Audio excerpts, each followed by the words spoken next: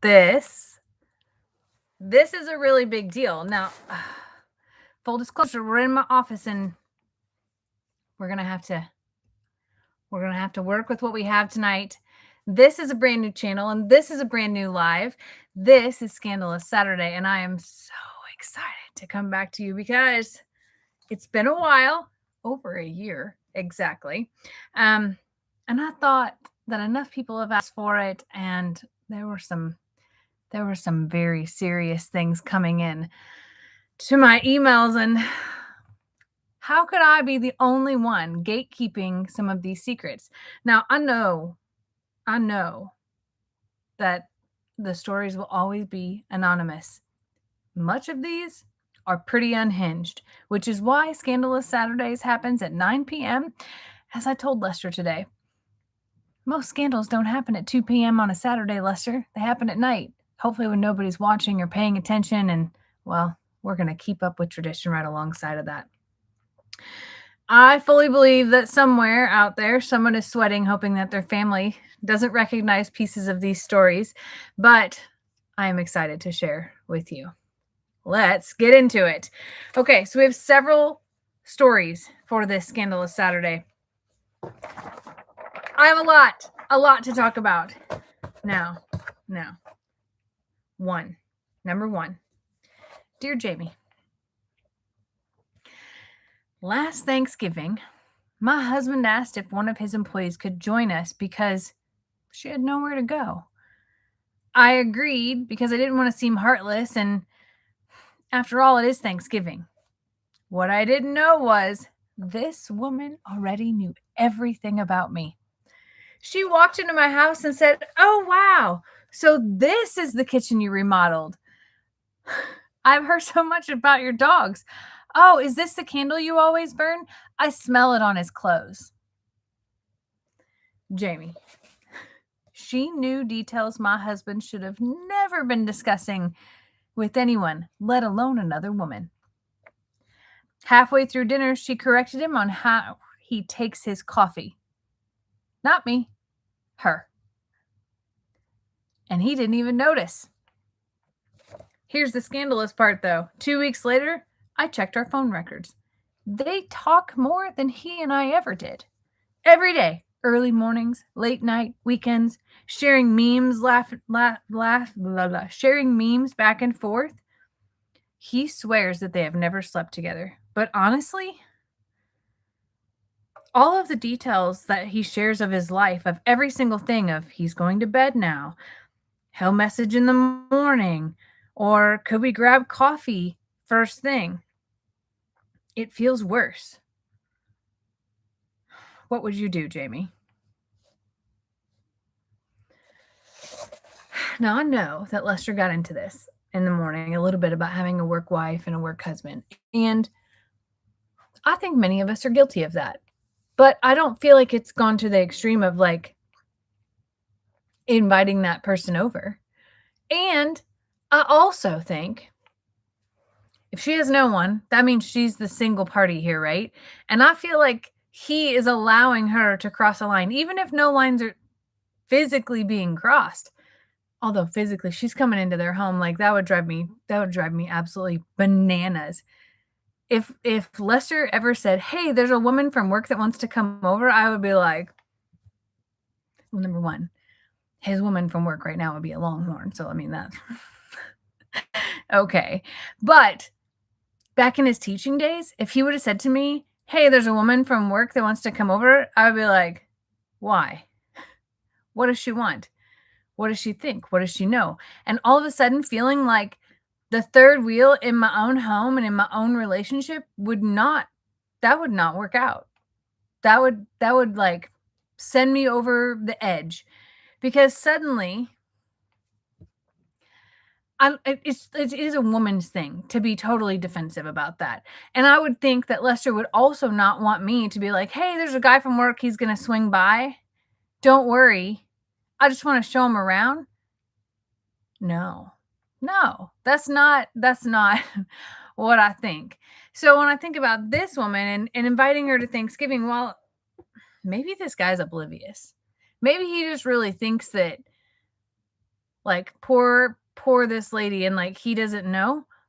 But I also think that if his wife isn't saying anything about, like, how uncomfortable it's clearly making her, then she's doing it a disservice just as much as well.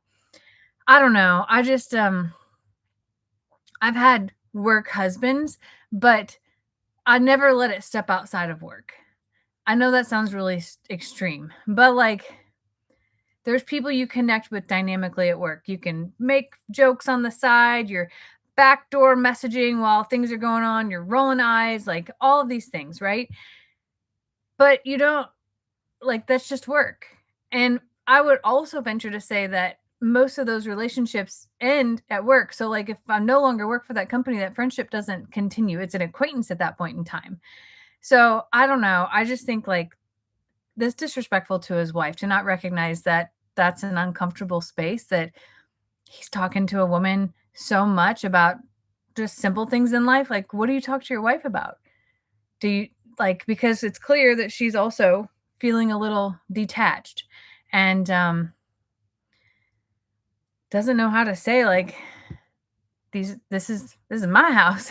This is my kitchen. This is my man. And this is my candle and my countertops and all the things. Um it's one thing to be inviting, but that has to be on her accord. It can't just be that he came home and was like, "Hey, I want to invite someone over." It has to be comfortable across the board, and I absolutely think that he has to be cognizant of her reaction in that scenario as well. I don't know. I'm sure that there's someone that can tell me that I'm really wrong about this. And for the record, everything in this podcast, in this live, is for entertainment purposes only. This is not legal, medical, uh, mental health advice, none of this. This is for entertainment purposes only. And it's okay to disagree here, and it's okay to agree here. This is just a space where we're sharing stories from anonymous people who take the time to share their circumstances, maybe to get them off their chest, maybe to feel like they're not alone as they hear their story shared and read the comments. Perhaps you've been through something similar and had a solution for it. Perhaps it didn't go well. It may not go well for this woman to be able to bring it up. She doesn't really talk about the kind of man her husband is. She just talks about that he decided to bring a woman home and how much it upset her. And I also am a firm believer that in this day and age, cheating does not have to be just physical. I think you can absolutely emotionally cheat. You can find an escape. And if it's anything that you're saying to someone else that you don't want your spouse to read, I just think it falls in line with that. So, story 1 done. Now, this one. Okay.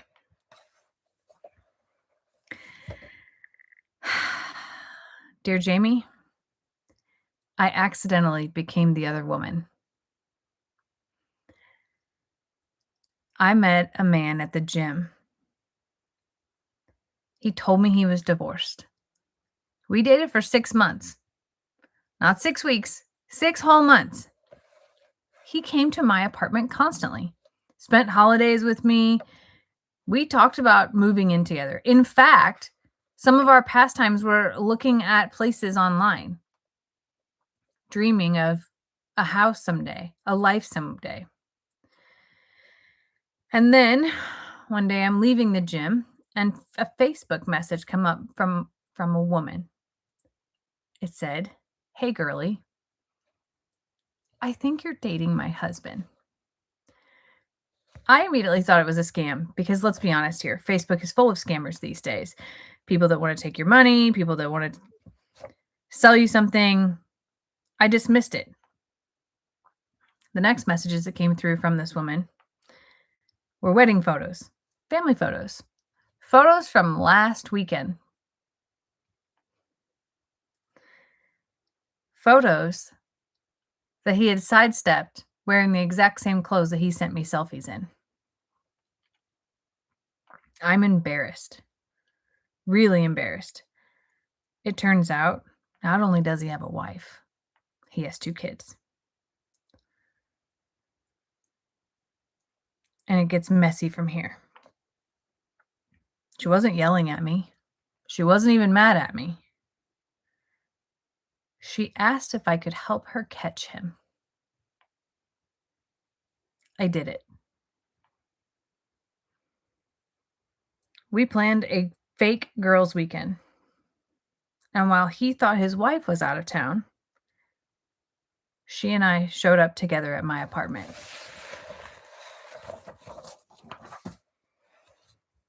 This man didn't know what hit him. He fainted. Not metaphorically, full on collapse, fell over. I thought he was faking it. Turns out he wasn't. It didn't get him out of anything. I actually left them at my own apartment to deal with their circumstances. Apparently, I wasn't the main character either in this story.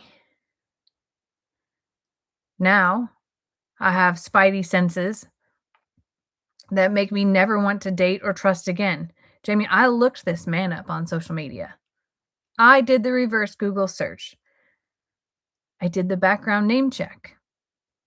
All the things that one would do. He hid himself so well.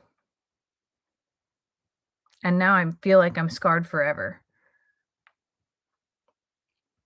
How do I overcome that? For one, what a clever wife. You know,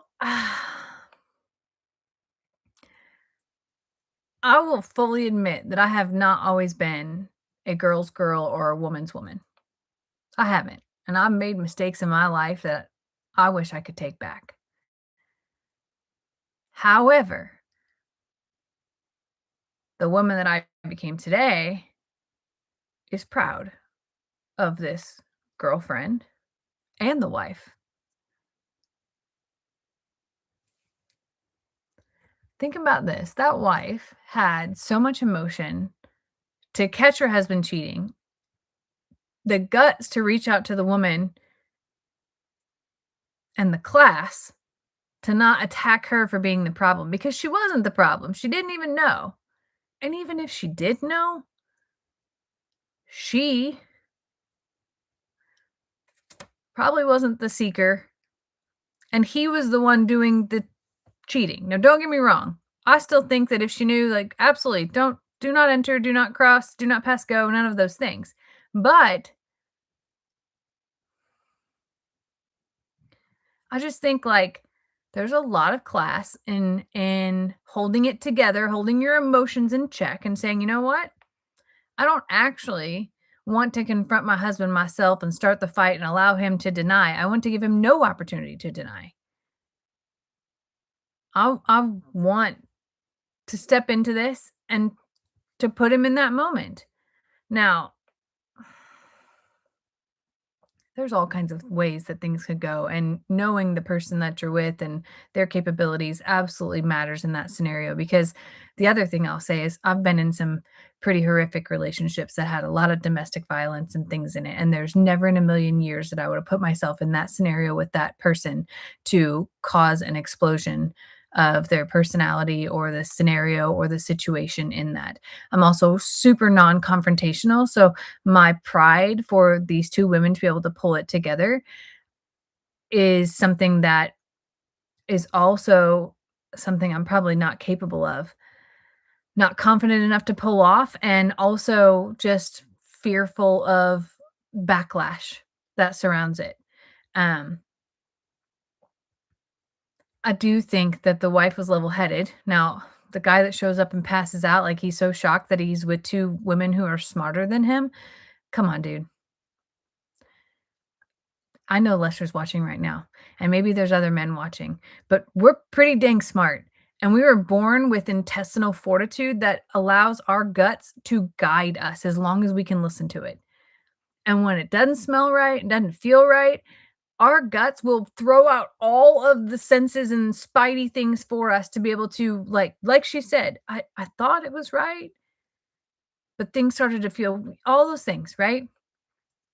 If we listen to it, our gut will tell us all the things that we need to know. All of it. We are women. We were born to birth children, and with that comes an intuition that is, I'm sorry, I don't think that men have. That's my own opinion, but we do. Now, sometimes we're really stubborn and we shove that down and go, we're not listening to that today. We are going to just drown it out because we're having so much fun and we'll deal with it later. But men underestimate that skill. Very much so. They do not realize how powerful that is.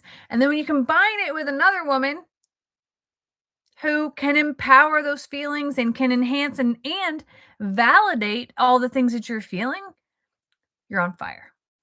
Unstoppable, even. So kudos to those women for handling it with class. While they confronted him, they didn't blast him publicly on social media. They didn't take his job. They didn't take his money. They didn't do any of those things. They just said, hey, you're busted. Now, he might not remember all those things if he passed out, but they handled it. I know a lot of people who would not have handled it that way. But as far as what's next, listen to your gut. Trust your gut because it's right. It's right.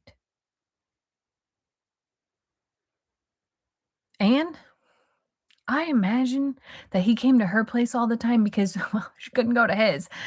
So if somebody's not bringing you to their family or their friends or inviting you over to their place, it's not passing the sniff test either. That's what I'll say. All right. Story 3. Now, story 3 is very relatable to me, which is why I chose it. This story came in a while back and I flagged it and I was like, this is something that has happened real life, not just to me, to Lester and to other people that we know as well. So here we go. Dear Jamie, I am being copied. It feels like my whole life is being completely copied, and it's by my neighbor. At first, it was harmless. I painted my front door sage green. 2 weeks later, the neighbor's door is sage green. Okay, no big deal. Coincidence. Maybe she just liked the color. So as I progress on with things, in our neighborhood, we're allowed to have chickens. I loved your chickens so much that it made me want to have chickens. I bought myself 4. Jamie? She also got 4 chickens. I follow the Denman homestead. And you know that she's wonderful at making sourdough. So I gave myself a shot at it. I made sourdough and I posted about it on my own little Facebook page. Jamie. Now this lady is selling it on the curb. This is where it gets really heated, Jamie, and it's only someone like you that could understand. I was having a moment in my life where I'll just admit it. I cut bangs, okay? I cut myself bangs. I'm in full regret and I hate them, but I did it. You know, one of those midlife emotional crisis where you just need to change something and it was extreme. I cut myself bangs. Do you know? 2 days later, the neighbor lady has bangs too. Jamie, I can't with her. Like, that's the final straw. Bangs? Had I known that she would have did it, I would have faked that and put a wig on just to be able to prove it out. Last week, I posted on my Facebook that my husband surprised me with concert tickets. Sure enough, we're at the concert a few days later. Guess who's sitting real close to us as well? Am I insane or am I in a Lifetime movie? So here's something funny, okay? The reason I related to this so much is because a few years ago, I made a video of Lester and Daniel Arms because they were doing things that were seriously, freakishly similar. And I mean, I actually made the video joking about it. Like, one of them grew a beard, like a full beard, then the other one grew a full beard. They had wearing the same glasses, and then all of a sudden, one's burning their pasture and the other one's burning their pasture. And then they're like doing stuff with their goats, or doing stuff with their goats, or doing stuff with their tractors. And I'm thinking to myself, like, are they planning this? Because they started to look like each other. The hat designs, like the sweat rings on their hats, like all of it. And I'm like, I actually accused them of having a bromance because it was so freaky. It actually was bizarre. But what was also happening to me personally is I would make a video, and a few days later there was another creator, not on Morrow Hill, who would like one up me. So I would make a video of bathing all the horses, right? And a few days later it'd be like bathing all my 36 animals in one video. I would build new horse stalls. They built new horse stalls. I got geese. They got geese. I, uh, the mini chainsaw. I used the mini chainsaw. Sure enough, a few weeks later, this was before mini chainsaws were a thing. Okay. Like, I feel like I was the original finder. I certainly was on Morrow Hill, but I feel like I found a tool that it wasn't very common back then. It didn't even have a name. It literally said like China with a triangle on this thing. And a few days later, here comes this girl using a mini chainsaw. She didn't even have trees, okay? She had little tiny shrubs that were like twigs that she could have clipped with her kitchen scissors. And she's out there using a mini chainsaw. Now, Lester would tell me, he's like, listen, it's a form of flattery. Just take it. Okay? Just it's okay. But she was getting more views than I was because her videos were better. She was taking my ideas and then tenfolding them with music and all these extra fancy things. And I'm like, I'm just giving her ideas. So I started to test her. I did one where Lester and I were going to go get the mice/rats out of the barn dominium. We had a little bit of an infestation. Nobody had lived in there in a while, and we were gonna do that. Do you know? I wore oven mitts on my hand. We were holding spatulas and tongs and like all these things, right? A ridiculous video. Full on ridiculous video. But she did it.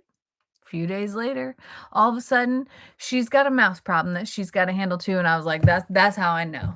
Like at first I was like, maybe. Maybe it's just a coincidence. Maybe somebody just somewhere else in the world lives a very similar life. No, no, she was copying everything I did. So then I became a little bit petty Betty and started to do things that were like really off kilter. Now, the only thing I can say is she never put pearls on. So I got to own that at least. However, as far as the lady who has the next door piece, you know, obviously this lady has some inspiration that she has found in your life. And while it may drive you a little bit crazy, you could always take the path that I did and have a little fun with it. I mean, there's no harm. It's just, it feels icky. It feels like, Michelle, y'all are like, yeah, watch her come out with pearls after this. She's probably gonna come out with a whole dang podcast after this. But I mean, if someone copies the things that you do, you really do have to look at it as a form of flattery. They liked it, they loved it, they're inspired by it, and spin it versus letting it drive you nuts. Maybe y'all could trade fertile eggs if she has a rooster or something with her chickens. Maybe she wants a friend. And maybe her doing the things that you're doing is just her way of trying to find things in common with you because maybe she's lonely. I'm 43 and while I have all of you, I don't have a lot of friends in my day to day. And even the friends that I do have, I might get to see once or twice a year. And life gets really busy. And we don't have all of the things in common and don't have the time to always catch up. So for someone who is maybe that's their cry. They're they're showing out a little bit because they're wanting your attention. I have to admit, I don't think that I would cut bangs. I know I would not cut. I will never. You'll never see me with bangs. Um, she might be a janky Jan. She might need some camaraderie, some connection. Maybe she's trying to find her place. Connect with her. Don't let it drive you crazy. Or try some extreme things just to validate your thoughts and then don't confront her in a mean way. Compliment her. I notice that you have bangs. Do you really do you love them? Maybe she hates them. Maybe it's the worst decision she ever made. I don't know. Some people look beautiful with bangs. Some people have ultimate regrets. I have an ultimate regret haircut, and it was right around 2002-ish, and it was the time where it was a little bit, like, short in the back with, like, the stack with the, like, comb over behind the ear scenario, and then the back, you would take the pomade or the wax and maybe spike it up a little bit. Full regret my whole life from that moment. First time I ever had short hair, and, yeah, no, never again. I will have long blonde hair till I die, and even if I have to dye it, if I have to glue it on, tape it on, wear a wig, this right here. This is what you're gonna get. God willing and the creek don't rise. That's what I mean. All right, we have 2 more stories. I've been talking so much and well, 2 more. Next one.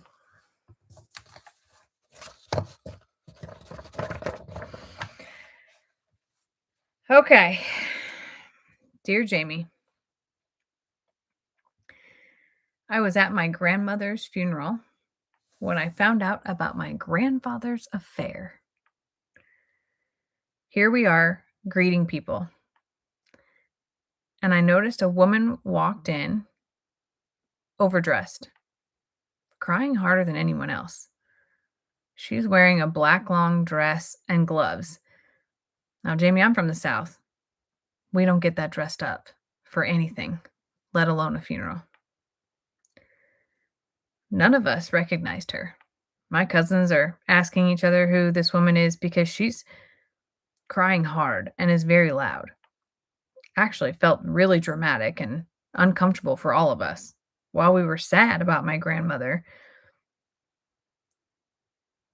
we had already begun grieving her through the decline in her health. All of a sudden, my grandfather nearly drops to his knees when he saw her. He's fanning himself, walking over to her, and they embrace each other.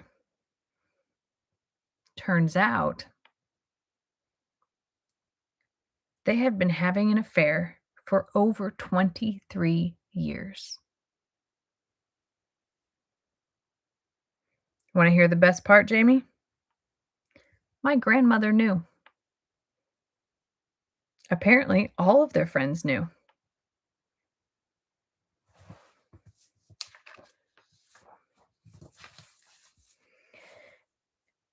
None of my cousins or I knew, and none of our parents knew either. But their friends did. And here's the worst part.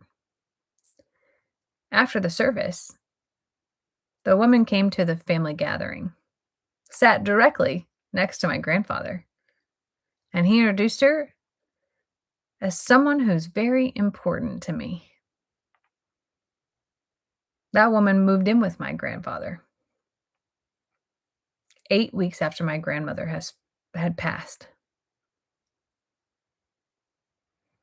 Our family feels like we have lived a lie.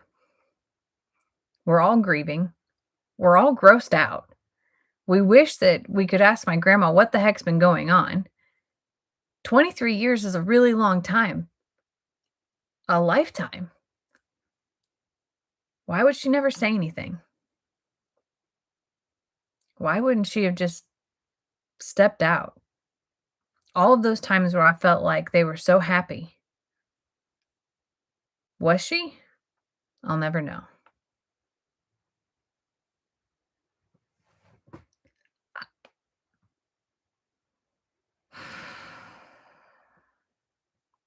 I have questions. I wish we had follow-ups.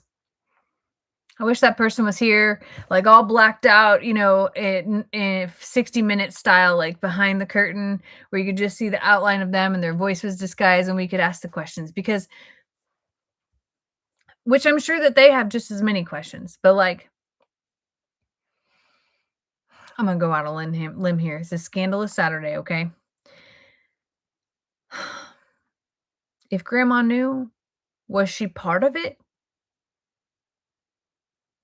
Is that a thing? Was so hold on, and I don't mean, like, part of it, but was she part of it? Because she calls it an affair, but grandma knew. So did grandma know not say anything and just let it happen? Or was it like sister wives thing where he just like he's gonna go spend Monday and Tuesday with Ethel, Wednesday, Thursday with Betty, and back and swap out weekends or whatever? Or was it a triangle? But 23 years is a really long time for grandma to enable that. Or did she just find out about it halfway through and she was like, too old to deal with anything, don't want half, I want it all. And sadly, she died before him and he got it all.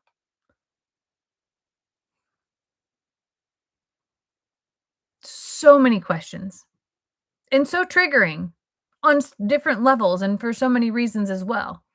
And sad that that's where the family finds out is at the funeral and grandpa thinks it's like totally okay.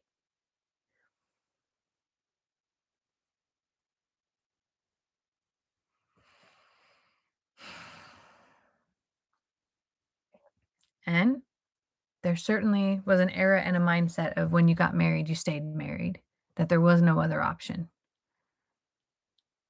Unfortunately, I believe that a lot of circumstances have happened during those times of stayed married and you just dealt with what cards were at in front of you. Or was she happy? Was she happy that he had someone to go do all the things that he wanted to do with and she got to do what she wanted to do? Because I think that that happens too. I think that there are women who are like, just get out of my hair. And maybe there's men like that too. But for her to show up at the funeral like that, so many things to unpack here. I wish this is where I genuinely wish I'm like, I have a lot of questions right now. Like, what were her expectations? I would love to talk to her. What did she want? Like, she's showing up because she's sad because she now has to deal with him all of the time? Why be so dramatic? I don't know.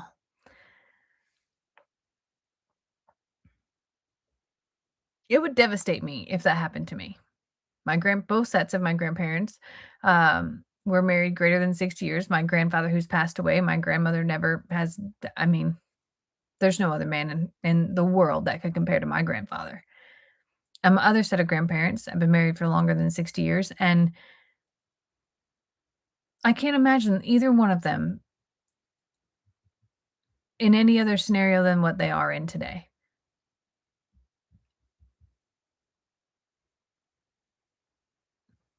I don't know. I just think, like, times are much different now, but as as the if I put myself in the grandma's shoes, okay, let's start there. What would be what values of mine would hold true to make me stay in a scenario like that?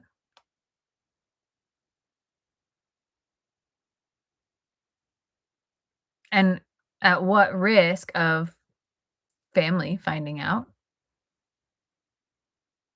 And what would they think of me if I set that precedence for my kids and grandkids? Or did grandma feel stuck? Maybe she didn't work. Maybe she wasn't well. So many questions. I don't have advice for that. I don't know how I would handle that. But it also seems like grandpa doesn't give a hoot about what anybody thinks, including his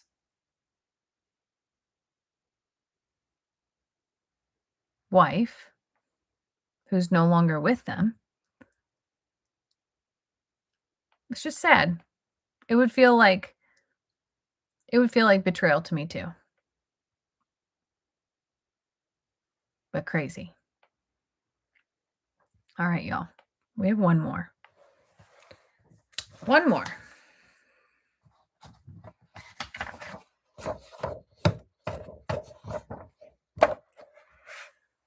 All right. Dear Jamie, my husband and I were 4 months pregnant with our first baby, a little girl. At least that's what I still called her at the time. Our baby.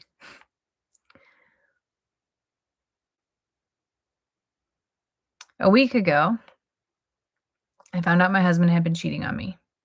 Not with just one woman, at least 3. His Apple Watch sat on the nightstand, and while he was in the shower, it lit up. Ding, ding, ding, da ding, ding, ding, and it was going off like crazy.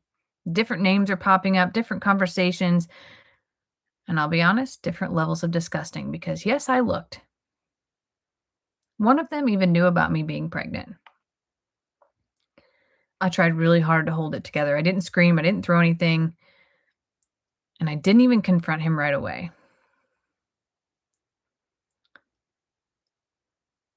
I waited. I went to the closet. I started cleaning it out frantically because that's what I do whenever I'm mad and just need time to think.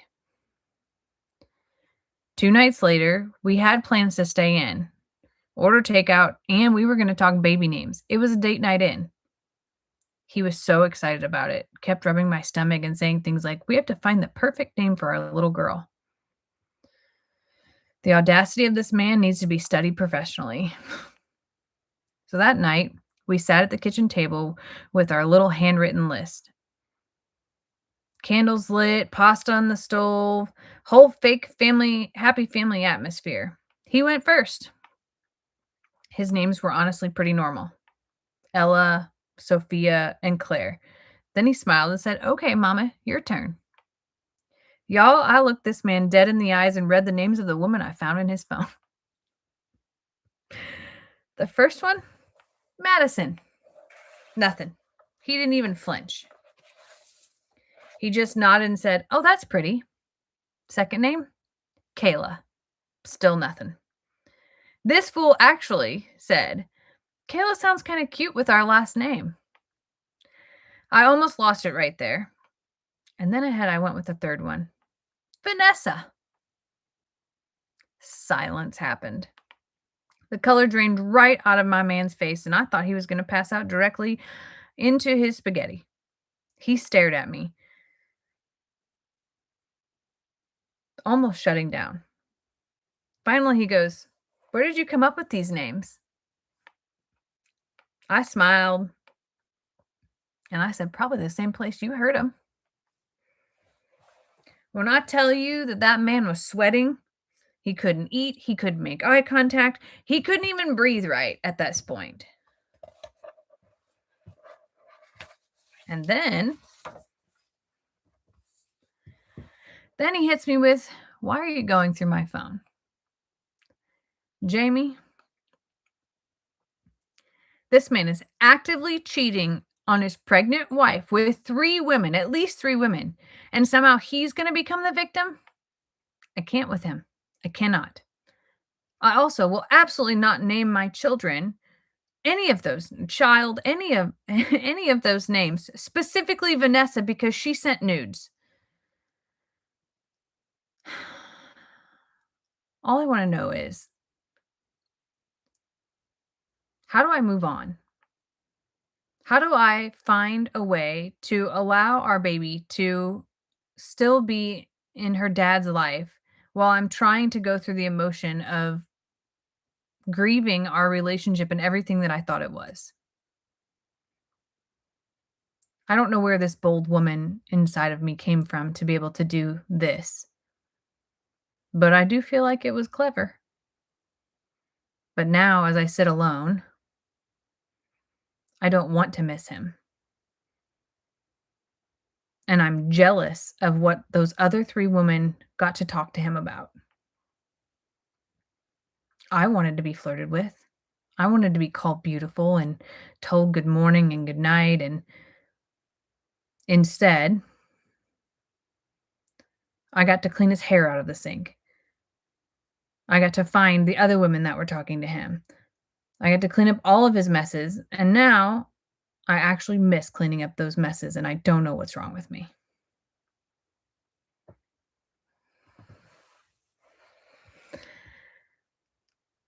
Wow. Step 1. How witty to come up to just be like, to that's the grand reveal. To be that thoughtful and be like, "Sure, let's name them these 3 names since you like these women so much." I feel sad for her because as a pregnant woman, as a woman, but extra when you're pregnant, your emotions are everywhere. And I think there's an innate thing in us that is like protect and preserve and to want a family to be able to raise that baby in because like it's in us. Even though ultimately we'll do all the things, but there is a very caring and compassionate, maybe it's hormones, in us that wants to have what society paints for us as the perfect picture. I'm sad for her because I think that she knows that taking him back is not it's not gonna fix anything. It's not gonna change him. It's not gonna suddenly make him think about all the things he's missing because he didn't care. His reaction is, "Why are you going through my phone?" Not, "I'm sorry, you're right. Please forgive me." It was, "Why are you going through my phone?" Like it was her fault for finding those things. First of all, dummy, you left your Apple Watch on. Right there on the nightstand, forgotten everybody, flashing all the things that you don't want anybody to see. Second of all, you have a pregnant wife that has your blood inside of her, and she's fighting to keep it alive every day. You could show some respect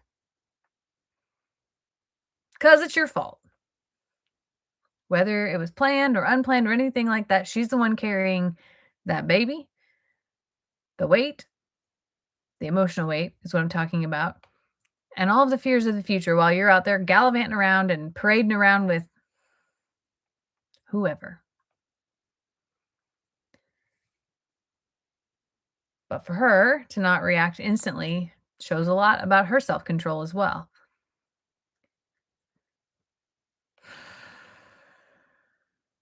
But one thing I will say, I would bet that there are many women and men here watching this video tonight who have had to have some really hard discoveries that led to major life changes where they had to do things on their own. Many who have raised kids on their own, who survived giving birth on their own and raising those kids on their own, and maybe even met someone later who helped them through other parts of their life. But the same way that I talked about earlier of being born with an intestinal fortitude that was unmatched and that men just don't have, we were also born with the ability to give birth, feed, nourish, and raise those children on our own too. And at some point in time, you'll probably find a village to support you. Maybe you have family, maybe you don't. You can find family that's not blood. And at some point in time, I hope that that man decides that he wants to be your daughter's dad and wants to still show up and can find a way to grow up to participate in that. And while at that point in time, it may make you totally weak to watch him be the dad that you always hoped he'd be, but I hope that phrase of "why did you go through my phone" rings in your ear just a little bit, and that gut, that intestinal fortitude gives you that little red flag that says, "Don't do it, mama. Don't let him break your heart twice."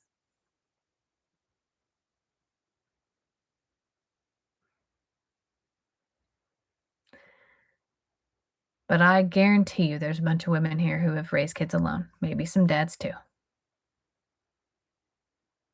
who've had their heart broke, who found and discovered things that tore them, that gutted them. But we are all here as survivors of something. And sharing your story allows other people to tell you that you're not alone. Allows me to tell you that you're not alone. You can overcome this. And you don't deserve that.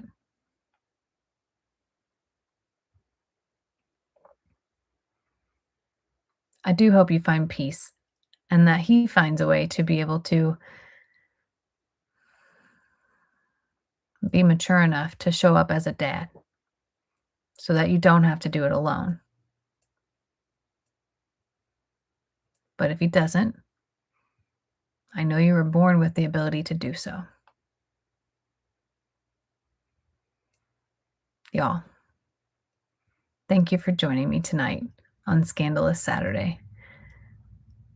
Season 2, Episode 1, 2026.